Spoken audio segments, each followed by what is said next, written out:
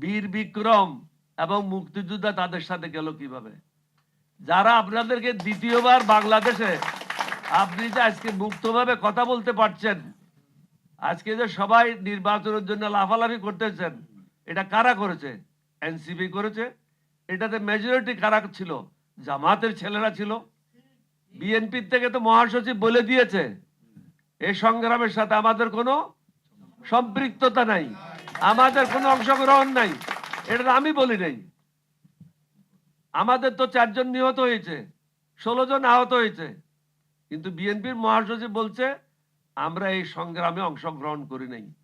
সুতরাং যারা দ্বিতীয়বার বাংলাদেশকে স্বৈরাচার মুক্ত করলো, আর আমি প্রথমবার পাকিস্তানের বিরুদ্ধে যুদ্ধ করলাম, আমরা সবাই একসাথে হয়েছি এই জন্য আপনাদেরকে সুশাসন দেওয়ার জন্য।